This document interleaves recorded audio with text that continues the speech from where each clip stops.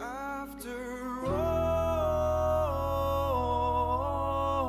are listening to Radical Sacred, a podcast centered around spirituality, nature, and connection.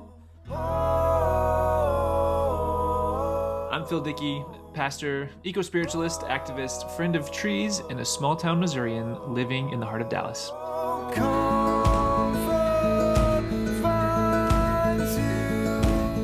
I'm Jenny Mislin, spiritual director, teacher, seeker, bird watcher, and a homesick Texan living in France.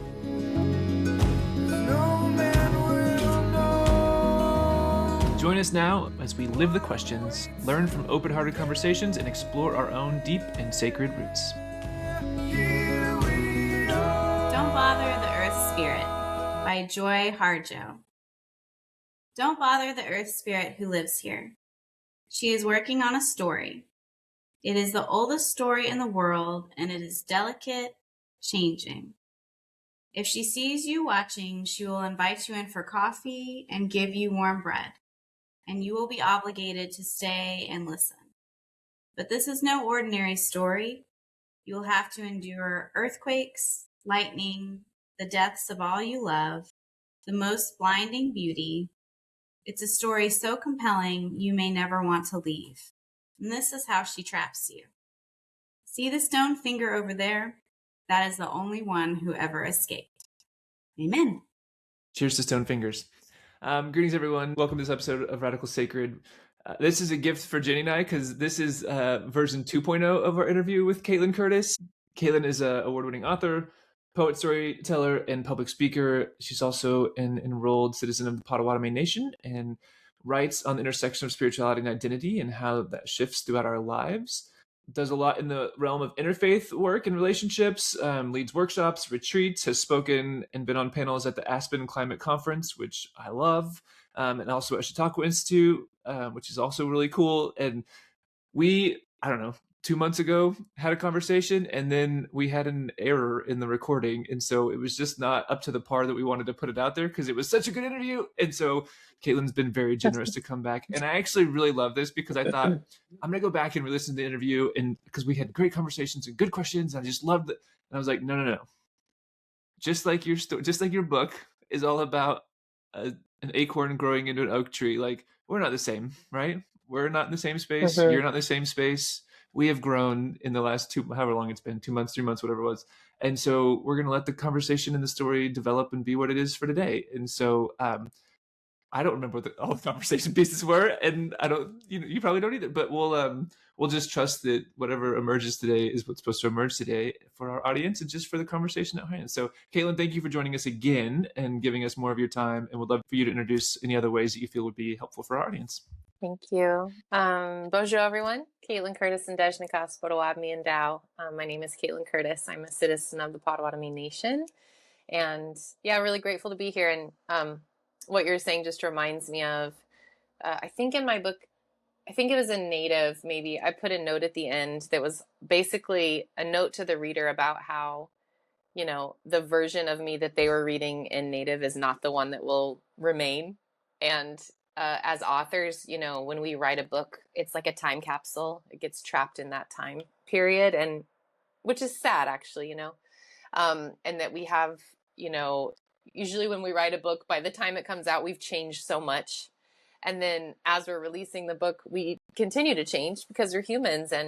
And so I love what you were saying about showing up to whatever our conversation is now, because it will be different than the one that we had. And there's no use in trying to completely replicate it because we have all shifted and expanded in the last few months even, and stories change and how we show up changes. So I love that. When I teach Bible studies, which I don't do a lot anymore, but when I used to, that's what I always tell people about even just reading scripture, right? Like, you never read the same scripture twice because you're never the same. Mm-hmm. And every time you read scripture, what makes it alive, and it's not just true for scripture, it's true for anything we read, right? Is even just rereading your book again, to get ready for that. Like, it was hitting me in a whole different way because, again, we are never the same, and it's an ever evolving process. And in some ways, like, really grateful for that, Yeah, absolutely. So yeah, thanks for being here. And we're just excited to be in conversation, and would love to just start by hearing when you really started to fall in love with story. Oh, that's a great question. I've always loved stories. I grew up in a family where we listened to a lot of music and we watched a lot of television.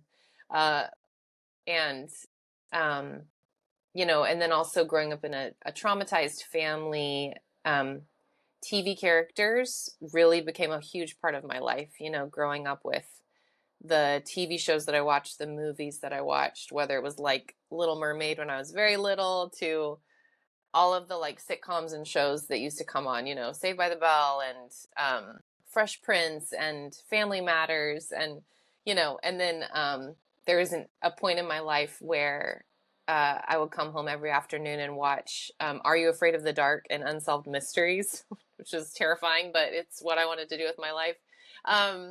And then music, music brings so much out of us and holds us. And so I have been writing songs and snippets of stories and poetry probably since I was 7 or 8, maybe. I have all my journals from that age sort of on, amazingly enough, most of them. And it's really beautiful to go back and look at how I was processing the world and my own stories and my own trauma and grief. And it was often by sort of imprinting my story and connecting it through somebody else's.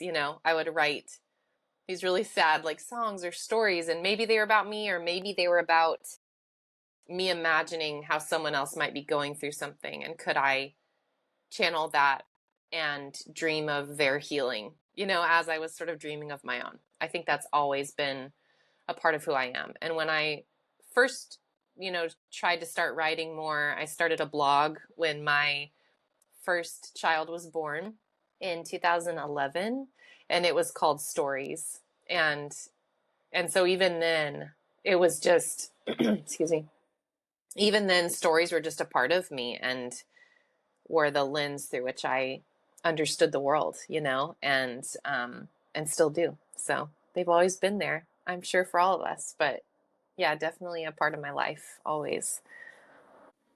I love that that's how we're starting this conversation, is about the stories we grew up with and the households that we grew up in. It's been heavily on my mind lately. But on page 26, you talk about growing up with the stories that you grew up in. And you say, or maybe it goes like this: you were born into a family that is, from an outside perspective, thriving on many levels. Your physical needs are met. You can laugh and play and have fun, but there's something missing, an element of connectedness. You grow up thinking that maybe something is wrong with you. Why can't you be grateful for the family that raised you, where you had most of what you needed, but found you couldn't truly express yourself? You begin to tell a story and to live a story that you are a bad sibling, an ungrateful child, a disposable friend who is incapable of connection, when truly you were noticing what was going on. The ways that physical needs were being met while needs of love and belonging were not. Maybe you were just paying attention to how the story of disconnection was passed down to you, and in listening to your own soul, you sense the invitation to reckon with this story and this narrative. That's so beautiful. It makes me want to cry. And I think you described so many of our childhoods right there. How did you begin to recognize where your family story shaped you, and what parts of it were helpful for you, and what parts of it you needed to learn to move on from or frame differently? And how did you begin to, how did you begin to recognize your own story in the midst of your family story? This has actually come up a lot in my speaking events and retreats I've led, sort of centered around the book, especially that early part of the book that's about our childhood and the childhood of stories. And there's a chapter in the book on mirroring, and that was really important to write. And as I've been sharing with people, I've kind of described this idea that when we're small, someone else is holding a mirror up to our face, and they're holding this mirror, our parents, our community, our faith leaders, our friends, they're holding the mirror right up to our face, and they're saying, here, I'm going to tell you who you are. And as you look at yourself in this mirror, all the stories I'm telling about you, that is who you are. And so we grow up mimicking those stories. We grow up, naming those stories over and over as this other person's holding this mirror. And then at some point in our life, for some of us, it happens younger. For some of us, it happens later in adulthood. There comes this moment where we get to hold the mirror. And that in that moment, picture that mirror is in your hand. You're looking at yourself. And something different happens there because we then get to come to terms with what stories have we held onto that were told to us about us that are not who we are, that are not true. And we change and we grow throughout life. And so this happens to all human beings. We have to assess stories and assess the stories we carry. And so I've witnessed a lot of people sort of share grief about stories that they can't carry any longer, maybe family origin stories that they want to heal from, right? The trauma maybe they want to heal from. And then also being able to hold that mirror and say, this part though is who I've always been. And I want to honor that. And I want to continue to look at myself in that way and name those stories, those sacred stories. So I think that is part of our deep work as adults, is to revisit our child selves and help them tell their story in new ways, maybe, and healing that connection, integrating who they are into our life, because they're still a part of us. We are all who we are. Every season of who we've been has been carried in our body and in our soul, in our mind. And so those child selves are still with us. So how do we show up for them? I've recently been having some visions of my child self in a yellow dress. And I think that's so beautiful. She's shown up to me a few times. And so I went and bought a yellow dress. It's hanging in my office. And, I'm thinking, I don't wear yellow very often, but there is this golden yellow presence that she's trying to teach me about right now. Is there a way I can see myself in a kind of joy that's outside the anxiousness I have lived in for so many years in my body and my heart? She's teaching me to see something differently and to release something. So there are these beautiful ways in which stories revisit us and remind us of who we are. And if we're lucky and patient, we get to lean into those stories. And that's really beautiful. And it helps us love each other better too, as we heal those wounds and heal those stories and embrace the really beautiful stories. We keep referencing the book. We didn't say the title of it. Everything is a Story is the title of the book. Everything is a Story, reclaiming the power of stories to heal and shape our lives. And I love it. You just said heal there. It's making me wonder, for those who maybe have never really began to analyze those stories, it's hard for a fish to critique water, right? Like, how is it that it makes me think also of the never ending story, right? Like the story within the story. Like, how is it that we can invite people? I say we, Kaitlin, how can you help invite people to start considering some of those stories? Because I think sometimes we're not even aware of those stories that are being told, and sometimes those are untrue stories, that we continue to carry. So what are ways that you've helped yourself find that story that you're living within, and then maybe helped others as well? Therapy definitely helps. But not everyone, Can I get an amen? Not everyone has access to that, of course. When I first started therapy, actually, one of my Twitter followers paid for my first 6 months of therapy. I remember I had tweeted something about therapy, about how expensive it is. I don't remember. And someone messaged me and said, I'll pay for your first 6 months. And I just remember the huge gift of that. So anyway, people step in and show up in really beautiful, unexpected ways. And so me starting therapy was a moment where someone else could look at me and name a story that I wasn't seeing. We have to have these experiences outside of ourself, outside of our body, where there's kind of this crack that happens. Someone else gets in And that can be really dangerous, of course, right? Because someone else can come in with a worse story even than maybe what we had. That's really dangerous. That's the part of the dance of kinship and trusting one another. But maybe it's not even about people, but it's about, us healing our relationship to the earth. How can we sit beneath a tree, which is a lot of the wisdom of this book? Can we sit beneath an oak tree and let them tell us who we are with their medicine, with all that they've seen throughout the years, throughout the centuries? Can we hold ourselves tenderly enough to listen to who they say that we are? There is something really important about our dreams, our literal dreams at night and our visions. In Indigenous wisdom, those are incredibly important, and they do speak to us, and listening to sort of our inner world and being in tune with that is a huge part of how we heal and come to terms with who we are. And I think all of my writing centers around care for ourselves, care for each other, and care for Sigamakwe, or Mother Earth. And that's all an interconnected, interwoven dance. None of it is separate from anything else. So as we begin to heal our stories and pay attention to who we are and learn how to love ourselves better, we're going to then get curious about and intentional about how we heal stories with other people and stories between one another and stories about kinship, and what are the ramifications of the stories that have done so much harm, and how have we been a part of those? And then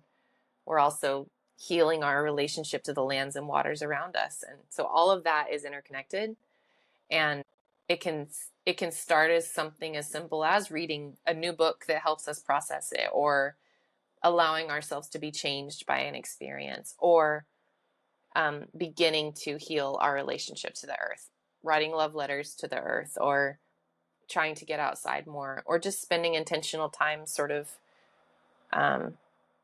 in earth-based practices, or being by a window, and just looking outside. There's so many instances and moments where those cracks sort of widen and something gets in, and catalyst is so incredible. A catalyst can be one line in one book that changes you forever, I have a Rumi poetry book, and I found the other day one of my favorite lines of Rumi's is, "Stay in the spiritual fire, let it cook you." And I found the book that when I first found that quote, that line of Rumi's poetry, I wrote the date down right next to it, because in that moment it meant so much to me, and I'm so glad I did, because that one phrase means so much to me, and I've shared it with so many people. It's in the book as well.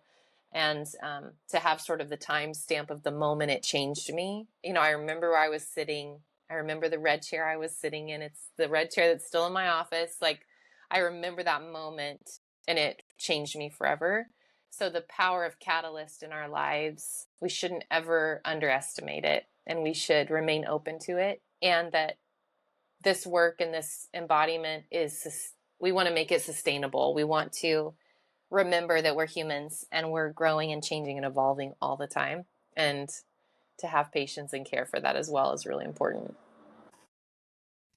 Oh, I love that. I love that you talked about the power of catalyst in our lives, and how, sometimes it's a Rumi poem, and sometimes it's sitting by the lakeside, and sometimes it's having a conversation with a friend where new doors open for you.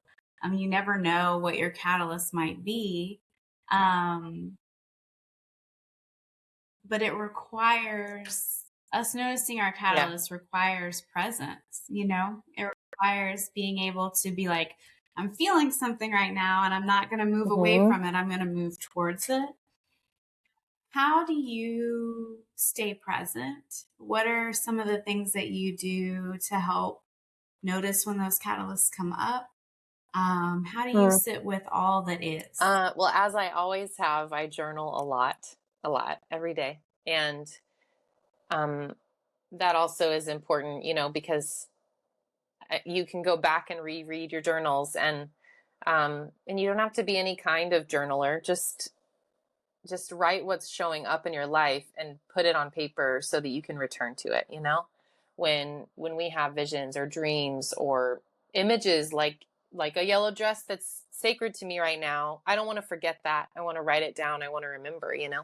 So there are moments in our lives that we don't want to neglect or forget about. So journaling is a really important practice for me of staying present. And then also this dance between head and body is really important for me because I love living in my head.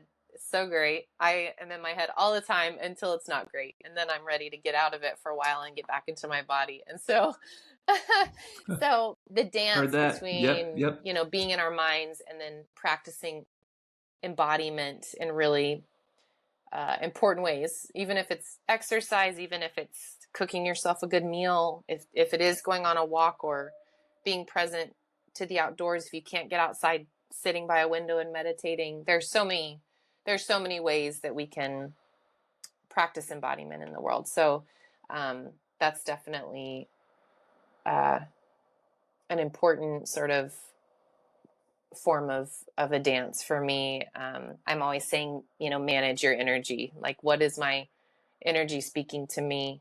How do I need to honor it in the moment, you know? But I will say that sometimes our catalysts are really deeply uncomfortable. Sometimes we have to learn hard ways. Often we have to learn through failure or through a lot of tension. You know, when we're coming up against stories of deep harm, you know, the stories that we are engaging with throughout history, say the history of the United States. You know, we have so much that we have to bump up against and ask really deep questions of, and examine our own hearts and our own patterns of the stories we've told and embodied and lived. And that's important too. So that the catalyst can be, that liminal space of all of that can be deeply painful too. And we have to just hold it and embrace it and allow it to slowly, you know, staying in the spiritual fire and letting it cook you isn't necessarily a fun image, but it's a beautiful image. And it's a forever image, you know, that we are just living in this, and we're living in a really visceral time right now. So even just talking about now in the history of what we are living through as humans, what we are living through with the earth, with all of the beings around us, with all of the ancestors, with all of the future generations who come after us, we're living in such a visceral moment where we've had a lot of catalysts that have brought us here, and we're not in a time where we have clear answers, and we're not in a time that is comfortable. It's deeply painful. And so many of our sort of spiritual leaders and prophets of our day today are saying, yeah, we're in it. Like this is a deep time, and we need to hold on, and we need to just be in it right now. And that's not fun for a lot of us to have to hold. And I think of my Potawatomi ancestors a lot right now.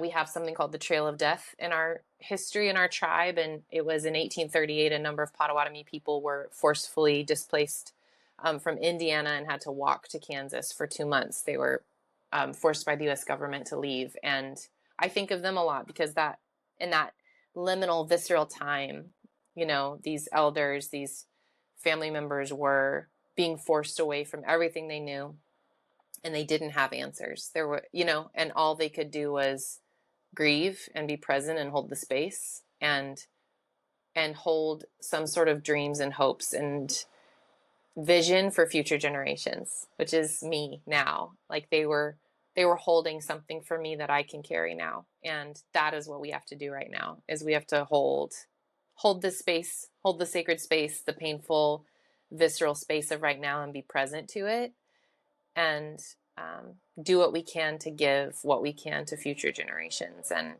that's a really important image, I think, for us to just maintain together. Yeah, what I hear you saying a lot too is just the value and importance of, I mean, I think community, but also the shared story. I know in the book you talk about growing up in a faith that was very individualistic. You know, it's all about your personal decisions and your personal salvation. And if somebody didn't come to salvation, well, that's your fault. You know, like it's all yours. It's all you, me, very individualized. And yet I hear you talking about the ancestors, right? And like this not even the people that embody the same physical space around you, but the metaphysical space too. Will you share a bit about the broader story that is a collective story being told, and how both the physical and more than physical space makes up that we have story. inherited such an individualistic society, right? That's what we have created and inherited through the stories we've told, the stories we've embodied. And so I think a lot of people right now are longing for, the collective. They're longing for community. That's very clear.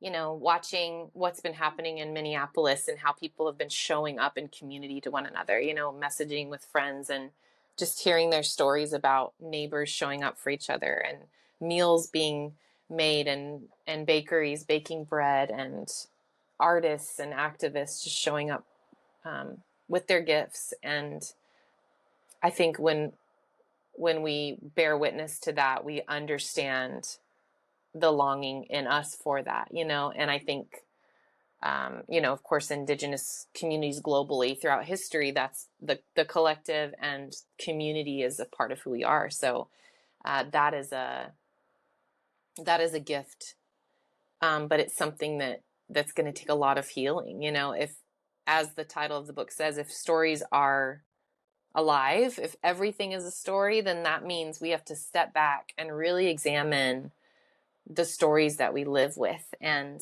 tell and embody. And and that means we're present to sort of this world, this physical space that we're in right now, but we just have this deep well of spiritual wisdom and care that's always there. And so tapping into that sort of underground river is really important right now too, that there is a spiritual awakening and just deep well that we need to draw from right now. And I think so many creatives actually do draw from that and bring us art and show us who we are and write poems that just are absolutely incredible. I have so much hope.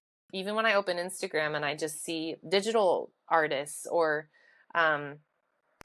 creatives who are sharing their work, sharing their music, sharing their paintings, sharing their new books, and I can just feel that collective energy that we're holding. I think that we are so longing for more and more of that. Now, how it plays out in every community, in every neighborhood, when we're really, faced up against our rampant individuality, like and individualism, that's hard. It's hard in the day-to-day. But I hope that we'll continue to at least examine the stories that got us here, and the ones that we want to carry forward, which again is not easy work. It's it's painful to be in community, but it's also really important and beautiful, and we can't do it without each other. We can't any longer. There's a collective that we have to hold from here on out. So I hope that we're moving toward that together. We talked to Liza Rankow a couple months ago. Phil, what's the title of her book? Soul Medicine for a Fractured World. Yeah. So good. Yeah. So good. And she talked about the difference between walking around brokenhearted and then having our hearts broken open. And I've been thinking about that a lot in regards to rugged individualism, because that's just walking around with your heart broken. Like it's not healing on your own when all you are is on this path for yourself and capitalism and all the things, right? Yeah. Having your heart broken open is dealing with your stuff and dealing with community stuff, and entering into those things. So I'm just wondering what is breaking your heart open right now? And what are some ancestors or guides that you are leaning on currently? That's a great question. I think that sort of the realities and histories of displacement is definitely sitting a lot with me lately. The realities of war and of how we choose to operate, and sort of what the legacy of those things continues to do in us humans and, of course, in the world to those that it affects. And writing a lot of poetry in sort of response to that collective grief that we're holding. And also grief in general, my own personal grief and our collective grief. I feel like that's constantly dancing in me, and trying to hold all of that. Our individual grief is often connected to the collective grief of what's happening around us if we look closely enough, I was in a conversation with someone once about kinship, and they were talking about how kinship, can't be this just like kumbaya that we all belong to each other and it's all great. And kinship is not that. It's this deeply social and political and embodied way of being in the world that doesn't look away.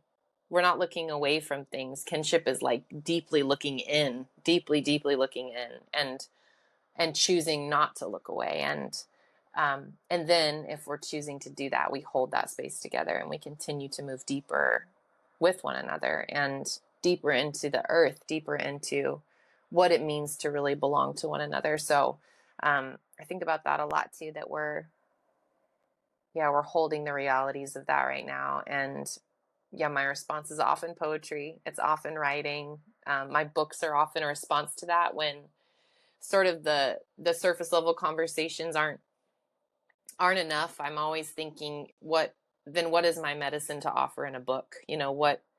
What can I give?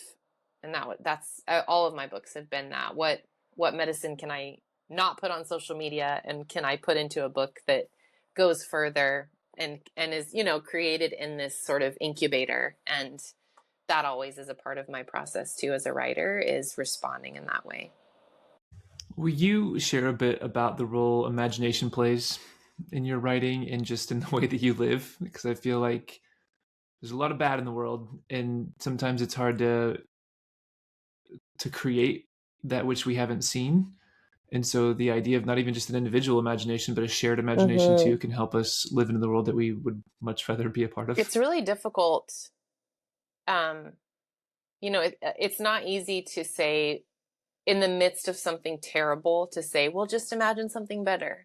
So it's really actually can be really harmful sometimes. Absolutely. To look at someone and say, I know you're going through it, but just, imagine what's on the other side. You can do it, and I have found that grief and imagination are two really sacred embodiments that have to go together. That there is something really deeply sacred that happens when we are able to honor our grief. It's the same with grief and gratitude as well. I think that if we are honoring and sort of journeying with grief, there is also this strange gratitude that happens alongside it and within it that's unexplainable in a lot of ways. I think that being able to be cracked open by grief, and I think of grief as I often think of grief as this being, this person, this embodiment that sort of knocks on the door for a cup of coffee and might stay for a few days or a few months. And you're really like, I don't want you to stay, but I know you're supposed to, so I'm going to let you in, and we're going to get really close. And they're just there, and they need to be there.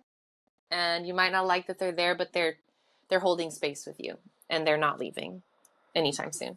Sometimes that's how grief is. Sometimes they only stop by for just the coffee and leave, but that they're always nearby, and every now and then they're going to knock. Grief is a part of our human journey. It just is.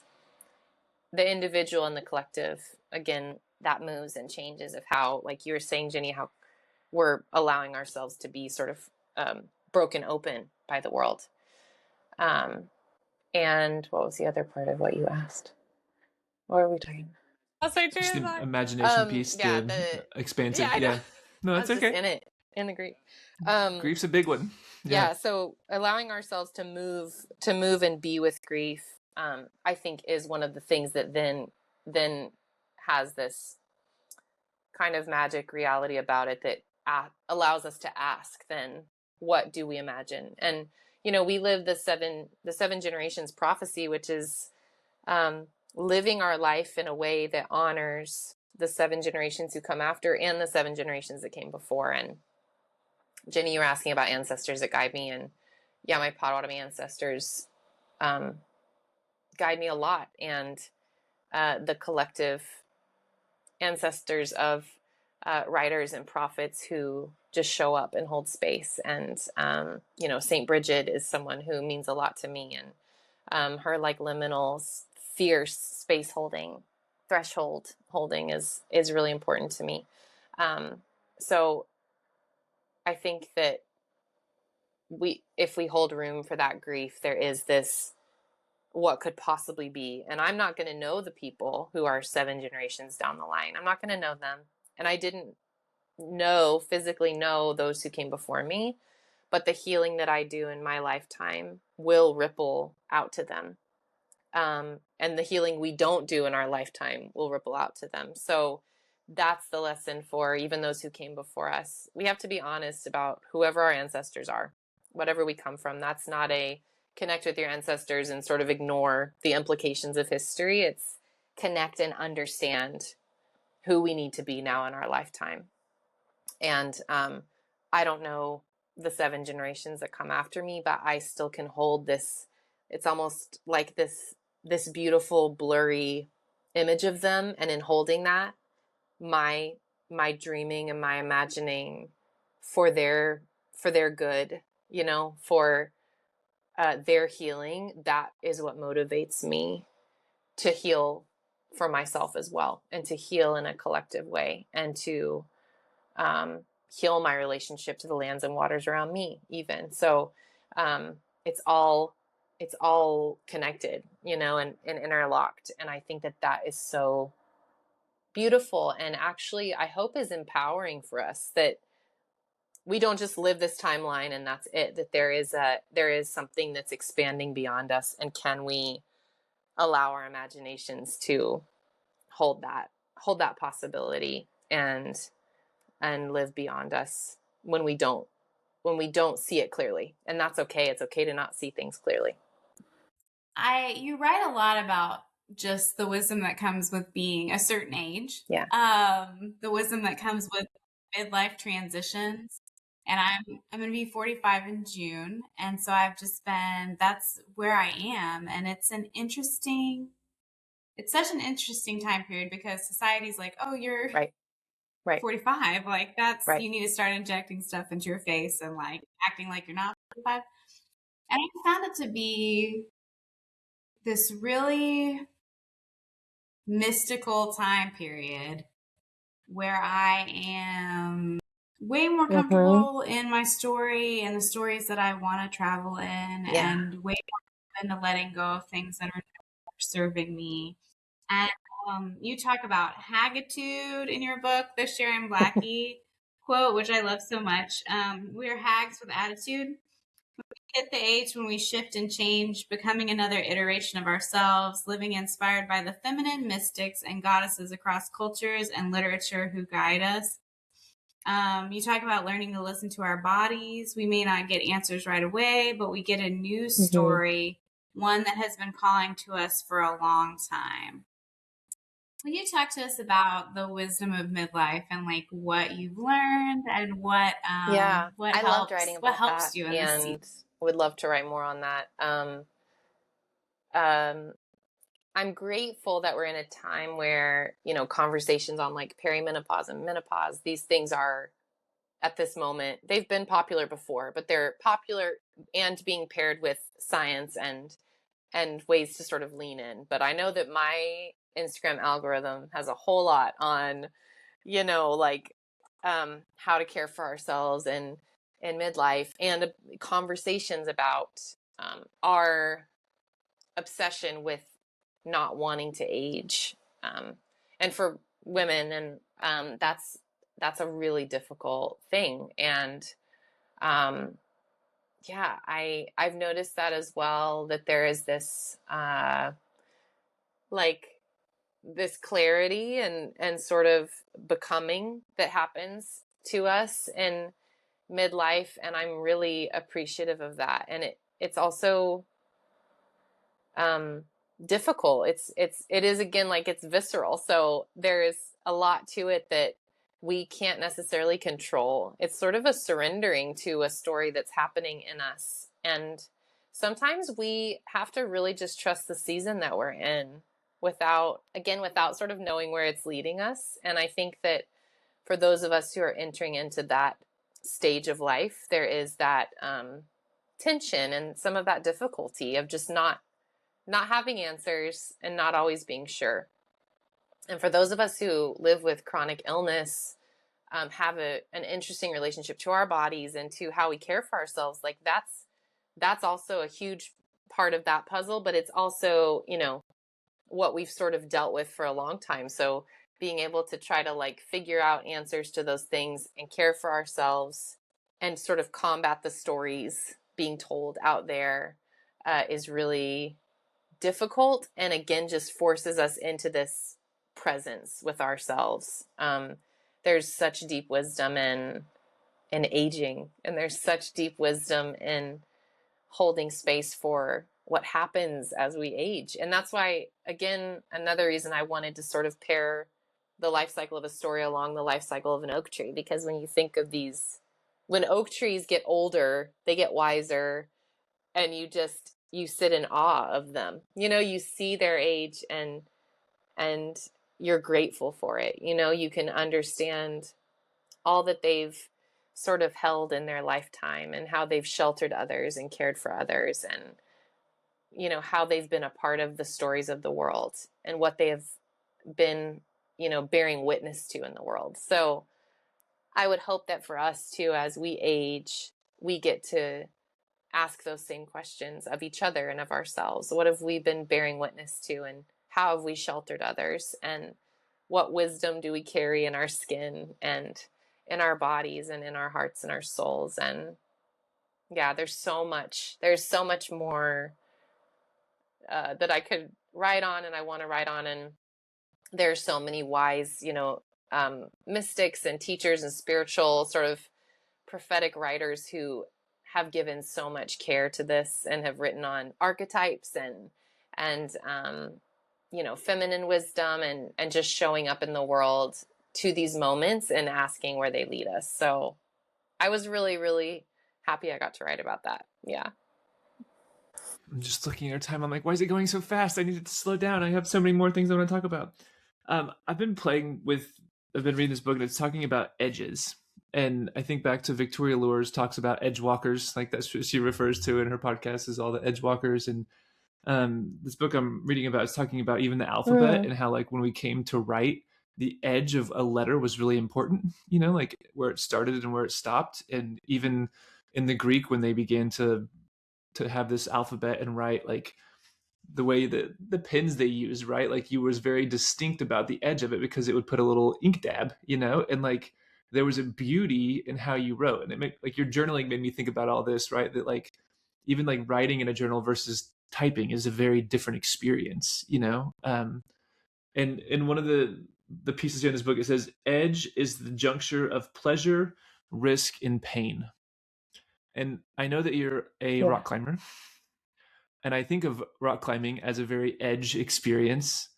So when you hear this idea of edge, and in my mind, it takes me to systems, and I often have lived at the edge of a lot of different systems and institutions. But as you think of edge, where are you finding yourself at the edge great. Right now? Climbing is at that juncture absolutely of pleasure, like the risk, combination and of those three things, which is what is so beautiful about it, because it forces you into embodiment pretty quickly, because you're literally like in fight or flight mode on the wall. Your body's like, what's happening? We shouldn't be up here, but also it's fun. Yeah. But let's keep trying. And so it's it's a really interesting way to train. Why am I here? I'm someone who grew up really afraid of so many things. So to train my fear and work alongside and through my fear and move with it and allow it to be a part of my life has been a really beautiful experience for me. So many of my readers throughout the last, decade of me writing have been those people who live sort of on the periphery. I think maybe in Living Resistance, I wrote about Christianity and how I feel like I'm like walking along the periphery of it, sort of looking in a window at it, and sort of seeing it, but not not in it. And the strangeness of just watching systems I've been a part of continue to transform and unfold, and not knowing how to hold that space. I think a lot of us are there right now, and it's just really tricky. And I think a lot of people we're in this time where a lot of people are within institutions and systems that they don't necessarily want to be a part of anymore. And that deep question of, do I stay or do I go? Do I stay within and try to change within, or do I just go and like let it go and move on to something else? That's like such a deep question that so many of us hold in different ways. And I honor that question. I honor people who are trying to move and work through that. It's important because we need both kinds of people in the world. Some people are going to move and breathe within certain systems and institutions and make them better. And some people need to leave and approach things from different collective perspectives. And I really appreciate that work in both ways. So I think about that a lot, actually. And that's another reason I wanted the book to move from like the very micro stories we tell to the societal stories we tell. I mean, open a history book, and everything that's been the stories we chose to note, we chose to make important, were made important for a reason. And our societies chose to tell those certain stories for a reason, and whose stories were told and how they were told. So I think it's so important to look from the micro to the macro and everything in between, because that is the way that we sort of embody the liminality of all of it, is honoring where we are at the edges of things, honoring where we're right in the middle of things, and how all of that connects.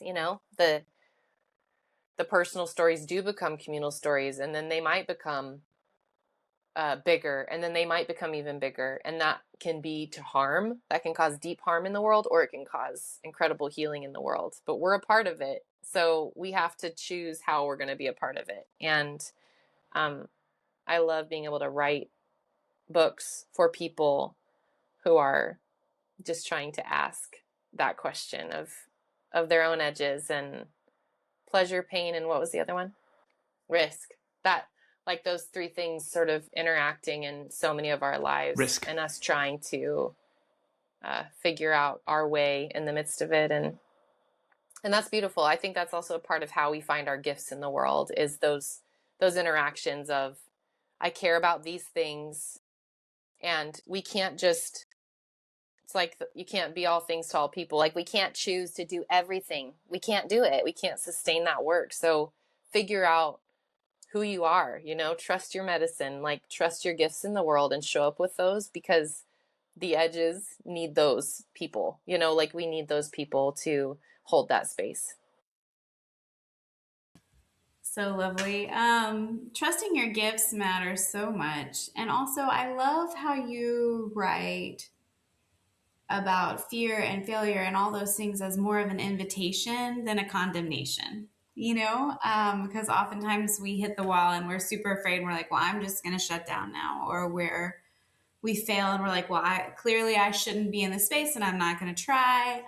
Will you talk to us about fear and failure and all those hard things as invitation? Mm-hmm. Well, I don't like either of those things very much. Heard that. Yep. But I'm learning. Yeah, because I grew up in such a, I grew up a people pleaser. I grew up as a pastor's kid. I grew up in the Southern Baptist Church. So you weren't really allowed any of those things. Well, fear was not good. It was a strong. Fear of the Lord is the beginning. Fear is a strong mechanism. Yeah. So we held a lot of that, and then, but failure, you don't want to fail. You don't, and you don't want to have other people see you fail. So that's really, that can be really, really difficult. And so I think it's important for us to sort of step back and examine both of those things. I think that it's a huge part of, we are living in a society that we are not allowing each other to move well through those things. We're not, in the ways that you can't really ignore your fears. Like, they're there. So like when I'm climbing, it is no use for me to start a climb and be like, I'm just not afraid. Because I am afraid, and I'm going to be afraid when I get on the wall, and all I can do is be honest about that fear and then choose to move with that fear. It doesn't help to just try to ignore it, And so even as a collective, in our ways of healing and the stories we tell, we have to be honest about how we got here, about the fears we've held, and then also we are so terrified of failure. You can, like the performative activism on Instagram, or so many of the ways that we're trying, it is performative. We're consuming each other because we are so scared of making a wrong step. And I think that is not sustainable. And I think it really hurts us, because then we aren't asking the questions that need to be asked, and we're not holding space for each other or for ourselves, honestly. So, and that doesn't mean it's easy. It's really complicated, and it's not easy to hold nuance on social media or in real life sometimes, but there has to be sort of a way to move with and through fear, and also to hold that possibility of failure, because we're all going to have moments where we didn't do something the way we should have, or we didn't embody something the way it should have been embodied. And we have to be able to move through that and hold space. Okay, just quickly here, as we talk about gifts, what do you feel like is your unique gift to the world right now?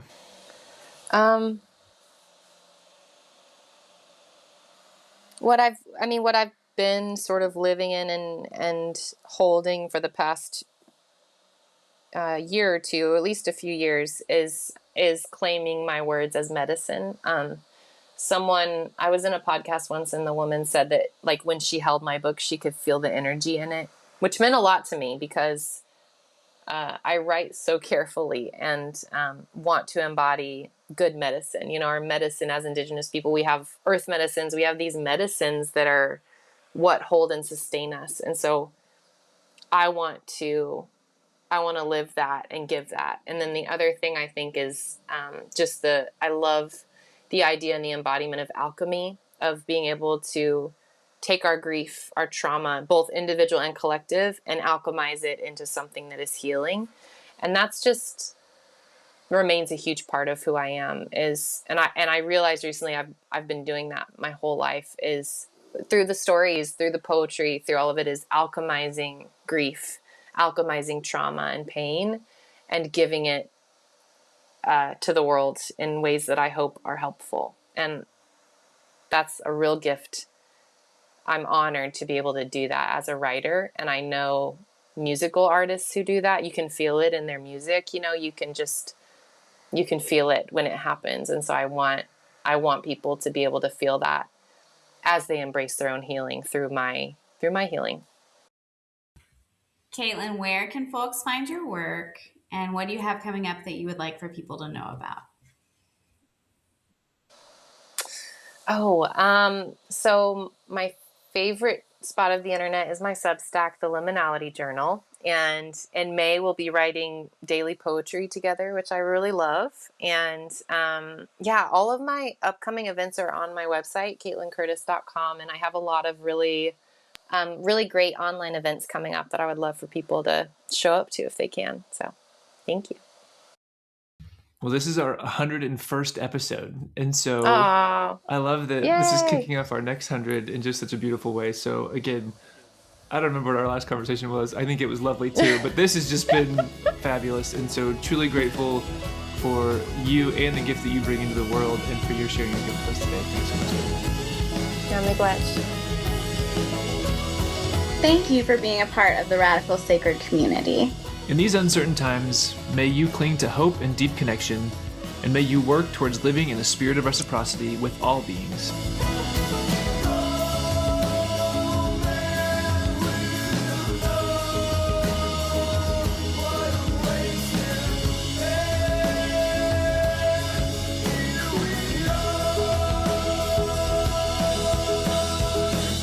Our lovely intro and outro music is Beach Song by the band Saren. And it's just the two of us here at Radical Sacred, so please help us out by sharing with your friends, rating and reviewing us. Find more of our work on Substack and Instagram. Remember, you are on sacred ground. Stay rooted.